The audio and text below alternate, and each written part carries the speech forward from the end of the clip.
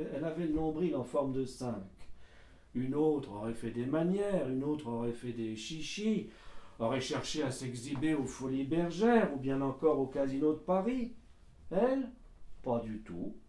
Et quand en souriant un ami lui disait « Ah, fais donc voir ton nombril », elle se dégrafait sans se faire de bile et montrait son nombril ainsi que vous et moi, très simplement.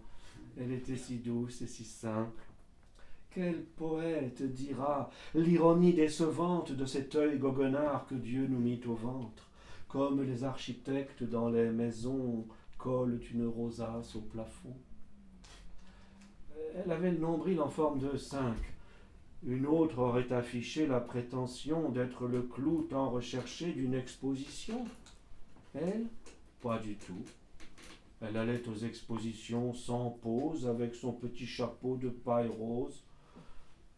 Son nombril ne lui faisait pas du tout tourner la boule, et si dans les flots pressés de la foule, quelques vieux marcheurs lui pinçaient les fesses, elle est si débauchée au jour d'aujourd'hui, la jeunesse, elle préférait se laisser faire sans rien dire, ainsi que vous et moi, se contentant d'en rire. Je dois même ajouter qu'elle y prenait plaisir. Elle était si douce et si simple. Une autre serait morte de façon tragique, aurait cherché quelque suicide dramatique, histoire de défrayer longuement la chronique. Elle, pas du tout. Elle mourut dans son lit, ainsi que vous et moi, munie, faut-il pas qu'en fidèle historien je le dise, munie des sacrements de l'Église. Ah, quel poète dira vos formes tant diverses, nombril.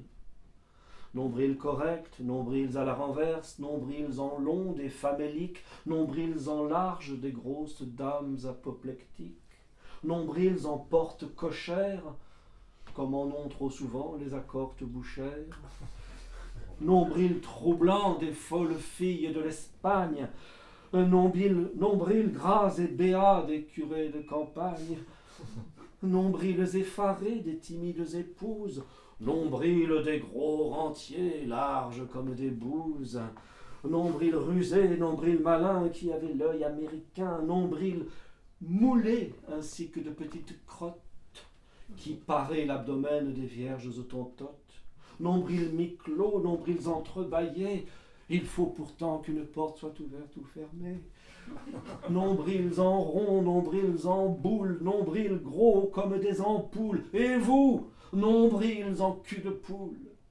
Ah, en l'avril d'un babil puéril et subtil, qui vous chantera nombril? Elle avait le nombril en forme de 5. Une autre aurait désiré qu'on la mît en terre avec le concours d'un de ces messieurs du ministère, qu'il y eût des discours, des musiques. Elle, pas du tout.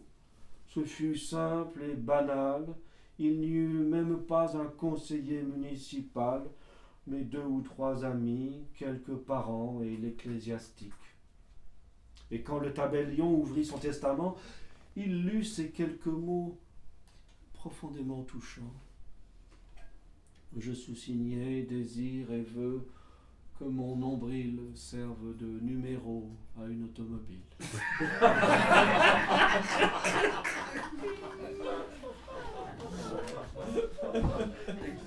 Alors, je vous ai parlé tout à l'heure, je vois rien.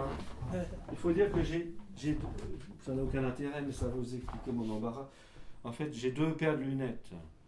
Une pour lire, puis une autre. Bon, et quand voilà, je cherche quelque chose là, je ne le trouve pas parce que j'ai pas mes autres lunettes.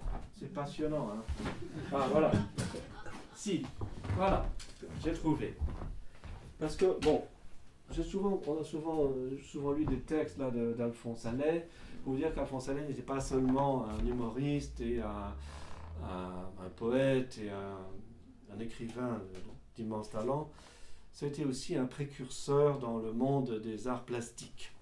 J'ai pu me procurer une copie d'un tableau qui est exposé au musée de Honfleur, que j'aimerais vous faire partager. Alors, ce n'est pas l'original, mais la copie est très très fidèle. Voilà. Ce tableau a été conçu par Alphonse Allais en 1880. Vous voyez donc que ce n'est pas Yasmina Reza, ni Yves Klein, ni Malevich qui ont inventé le monochrome, mais bien notre ami Alphonse Allais, avec ce tableau qui est sobrement intitulé « Ramassage de la tomate par des cardinaux apoplectiques au bord de la mer Rouge ». Je vous le laisse contempler.